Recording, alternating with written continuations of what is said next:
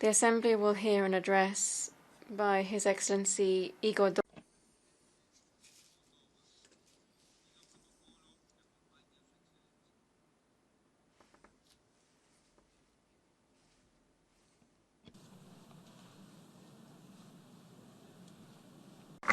The Assembly will now hear an address by His Excellency Igor Dodon, President of the Republic of Moldova. On behalf of the General Assembly, I have the honor to welcome to the United Nations His Excellency Igor Dodon, President of the Republic of Moldova. And I invite him to address the Assembly.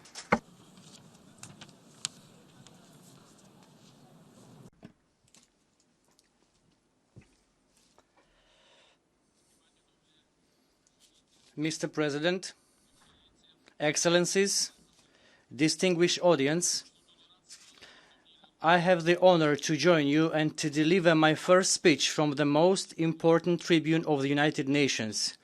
The accession of the Republic of Moldova to the United Nations, its active participation in all the institutions of the organization, as well as the possibility of sharing here the most important ideas, wishes and problems, is among the outstanding achievements of the people of the Republic of Moldova since 1991. To begin with, I would like to congratulate Mr. Tijani Mohammad Bande on his election as President of the 74th session of the UN General Assembly and to wish him much success in fulfilling its mandate. I also express my appreciation to Mrs. Maria Fernandez Espinosa Garces for the wonderful work she has done as President of the previous session. I will avail of the opportunity to hold my speech in front of you in order to assure you the full support by the Republic of Moldova for all the initiatives and projects launched by the UN lately. Actions designed to solve the most complicated problems that humanity faces within the tumultuous beginning of the century. At the same time, I also take advantage of this opportunity to highlight the most pressing challenges that the Republic of Moldova is facing at this stage, but also our vision regarding possible ways to solve them. Distinguished audience, as is widely known that we are living in times when the magnitude and number of lasting crises is constantly increasing. Military conflicts and humanitarian crises, climate change and environmental degradation, exaggerated consumption of natural resources and economic imbalances, forced and encouraged migration are real threats in the process of building a prosperous and peaceful world, as it is set on the 2030 Agenda for Sustainable Development. Against this background, the role of the United Nations as guarantor of international peace and security, but also as a global platform for identifying common solutions to existing and emerging challenges, is paramount.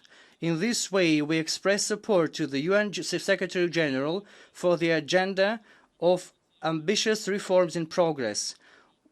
We also reaffirm our support to preventive diplomacy promoted by Mr. Antonio Guterres, aiming at preventing crises and conflicts. Just a decade away from 2030, we find with regret that poverty, hunger, inequality and social exclusion continue to affect lives and globally feed new conflicts. The Republic of Moldova joins the common appeal launched at the recent high-level forum on sustainable development goals, which calls on the international community to accelerate efforts for achieving the 2030 Agenda goals. Through the 2030 Agenda, we are committed to promote sustainable development based on respect for human rights. As in the past, the Republic of Moldova is determined to continue its contribution to fulfilling the important mandates of the Human Rights Council. In this context, referring briefly to one of the aspects of social issues, I would like to mention that ensuring gender equality and empowering women are crucial elements for accelerating sustainable development by boosting economic growth, the well-being of families, communities, as well as of the state as a whole. Lately, the Republic of Moldova has made remarkable progress in enhancing the role of women in the decision-making process. Women had the parliament and government of the Republic of Moldova, as well as the autonomy of Gagauzia, and they also represent 65% of the members of government and 25% of the members of national parliament. Nor do we forget about the crucial role of women in any modern society, that of mother and preserver of family hearth, namely in order to focus the state's attention to the necessity of protecting and stimulating the creation and preservation of families. We have decreed the year 2019 as the family year in the Republic of Moldova. Distinguished colleagues, climate change is a direct threat to humankind, and the effects of this phenomenon are perceived worldwide, affecting ecosystems, national economies, and healthcare systems. In addition, of course, these phenomena affect my country too. The Republic of Moldova expresses its solidarity with Mr. Guterres' call to intensify efforts to halt the phenomenon of climate change. We are firmly convinced that the complex problems facing the peoples of the world can only be solved through joint international efforts. The realities of the period we are going through denote that even internal issues cannot be settled exclusively with solitary efforts of a nation. Quite often, such problems can only be solved with the help of international partners, and this is especially the case of small countries. The example of the Republic of Moldova is representative in this regard and is irrelevant to a large extent for many states of the world. Ladies and gentlemen, over 28 years since the declaration of our independence, my country's profile has some dramatic characteristics. During this period, the number of newborns has decreased by 3 times, the population remaining in the country decreased by 30%, and some economic indicators have not even returned to the level of 1990. About 1 million citizens, that is, more than half of the economically active population, work abroad.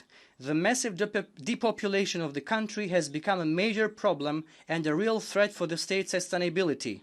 The enormous investments of our society in human capital and in education of the labor force have practically no economic feedback. The country loses the competition for the labor force, and our people create benefit and pay taxes elsewhere. The origin of these bleak developments is, of course, a complex one, from poor governance and endemic corruption in recent years to failures in economic or inter-ethnic policies. However, from this tribune of the United Nations, I will highlight one of the major factors, in my opinion. It is about the positioning, the place of the Republic of Moldova and of other regional states in the puzzle of policies and strategic interests of the main world powers. I dislike using military terms, and certainly it is not the most relevant comparison, but a similarity to the term terra nullius from the perspective of geopolitical confrontations in the region can be easily noticed. I should remark that although since the military conflict on Dniester River in 1992, no shell exploded in our territory, the confrontation between major geopolitical players for a better positioning in the region has never ceased. Over all these years, there has been no consensus between the great powers regarding the Republic of Moldova.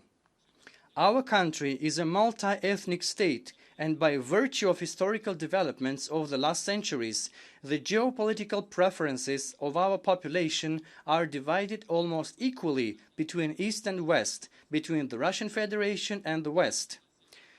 This essential feature, but also a constant one for a long time ahead, has reduced to zero the effects of uninspired and even adventurous strategies of attracting Moldova in alliances against others. Once our politicians and national elites got involved in such actions, the country had to pay a high price for it. First, there was blood and disintegration following the armed conflict in Transnistrian region of the country. Then it was economic and social degradation already over several decades. Unfortunately, throughout the 28 years of independence of the Republic of Moldova, the diametrically opposed geopolitical preferences were the basis of the split of Moldovan society, a fact speculated with much ability by different political forces exclusively in the interests extraneous to our people. This is why, as President of the Republic of Moldova, I make use of every opportunity to request the de facto recognition and observation of my country's neutrality status, which is also enshrined in our country's constitution. We do not want to be treated as neutral territory anymore. This is something different from a neutral state. Any attempt to question this status is an unfriendly act against the people of the Republic of Moldova, since such approaches deepen the internal dissensions of the country even more dramatically. Moreover, they jeopardize any chance of advancing in the settlement of Transnistrian problem and implicitly in enhancing the security throughout the region. Our objective and absolute priority for solving the Transnistrian problem is achievable only if the military neutrality status of the Republic of Moldova is preserved. From this tribune, several times the calls were made for withdrawal of foreign military troops and ammunition from the territory of the Republic of Moldova. I want to welcome the latest initiatives of the Russian Federation expressed during the recent visit to Moldova by Russian Defense Minister Shoigu and during the official visit of Moldovan Foreign Minister Popescu to Moscow, to resume the disposal process of foreign ammunition stored in Transnistrian region of our country.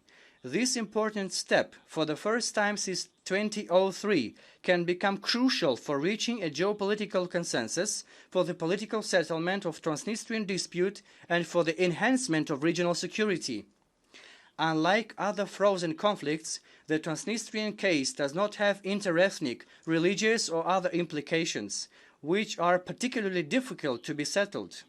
Moreover, nowadays there is no hatred between ordinary inhabitants of both banks of Dniester River, who interact daily in a peaceful and friendly way. At the base of the conflict were the myopic policies promoted by the leaders of the time, aggravated by the effects generated by dismantling the former USSR in early 1990s. The national elites of that time were not capable enough to face the challenges, and the situation deteriorated into armed conflict. Currently, we witness a strong predisposition among common population to identify a mutually acceptable solution to this frozen conflict. The recent progress in the effort to converge the Dniester banks, materialized through various humanitarian, economic and social projects, further strengthened this desire. All these aspects taken together represent, in our opinion, a good chance for great diplomats to make a decisive contribution to the settlement of this frozen conflict and to create a positive precedent for solving other tens of such cases throughout the world. Availing of this opportunity, I want to express my gratitude to all the participants in the Permanent Conference for Political Issues in the negotiation process for Transnistrian settlement, known as 5+2 negotiation format. I reaffirm our confidence that this format of negotiations is the most recommended arrangement to find the solution acceptable to all in this problem of major importance for Moldova.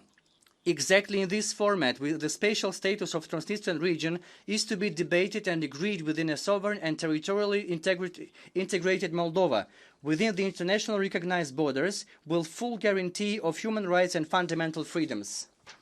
We also rely on the format in identifying possibilities for the support eventually rendered by our foreign partners in the post-settlement phase of Transnistrian problem. Ladies and gentlemen, since the 8th of June 2019, the Republic of Moldova is governed by a parliamentary coalition consisting of political parties that represent the vast majority of the country's population. It's a unique case for the Republic of Moldova when two political forces with diametrically opposed doctrines and geopolitical preferences joined forces to govern and to solve the country's pressing problems. However, what is important and unprecedented for our region is that this internal consensus is strengthened also by the common position of the main development partners of the Republic of Moldova and of the great world powers, including the Russian Federation, United States and European Union. It's an exclusive case in the international politics when geopolitical forces have united their efforts against a criminal regime which had captured a whole state. This very rare situation and conjuncture of agreement both on domestic and external stage feeds our hopes for a real progress on the path of the very necessary internal reforms such as the justice reform and the fight against corruption, as well as on the way of solving the Transnistrian problem. One of the consolidating elements of the current governing coalition in the Republic of Moldova is the awareness of the importance and the willingness to promote a balanced foreign policy with all strategic partners of the country. The exponents of both political parties in the parliamentary majority have already established a constructive dialogue with the Eastern and Western partners, and this essentially increases our chances for obtaining the external support we need. There is a common approach regarding the need to respect all the political and economic agreements signed by the Republic of Moldova, including the association agreement with EU and the cooperation within the CIS. A distinguished place on our agenda is given to the relations with the two neighboring countries and friends of the Republic of Moldova, Romania and Ukraine. Faced with similar problems, we see in deepening our humanitarian, economic, political and social relations an enormous development potential for the benefit of citizens. The main challenge, both before the new governing coalition and before the big geopolitical forces that have supported the democratic changes in Chisinau, is whether we will really show the sufficient political maturity to go further than just removing the state from the captivity of oligarchs. I am firmly convinced that this unprecedented internal and external consensus could and should be used by all of us to make real changes in the quality of citizens' life, to find a solution to the Transnistrian problem, to give a new chance to the Republic of Moldova.